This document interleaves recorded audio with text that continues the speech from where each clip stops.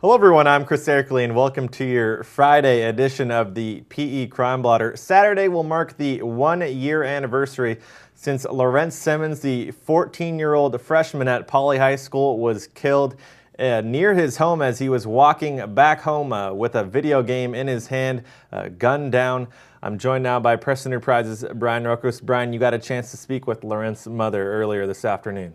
Right, I paid a visit to her in the Larry D. Smith Correctional Facility.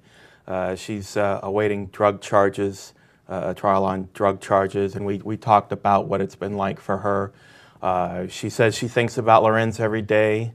She cries for him every day, and every day she reads her Bible trying to get some comfort, but she's not finding any. It's a difficult thing for her because she's not able to feel, she doesn't feel like she's able to talk to the other inmates. She doesn't see anyone who she thinks would understand or be sympathetic, and her basic message is that she wishes someone would turn in the shooter, and she thinks someone in the Eastside neighborhood knows who it is.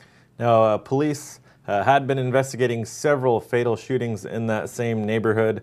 As far as latest information, updates on any possible arrests, there hasn't been a whole lot of progress as far as we know.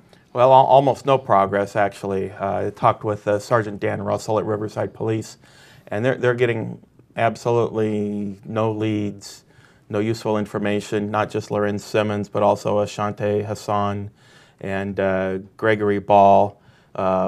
This past month, Arturo Reyes was shot to death on the east side as he was getting ready for work, and there's no one talking, and I spoke with a couple of pastors on the east side, and they said that a code of silence is really getting in the way. People are afraid to speak up because they think they'll get harmed. Now, Brian, if anyone thinks they might have any type of useful information for the police, how can they contact them?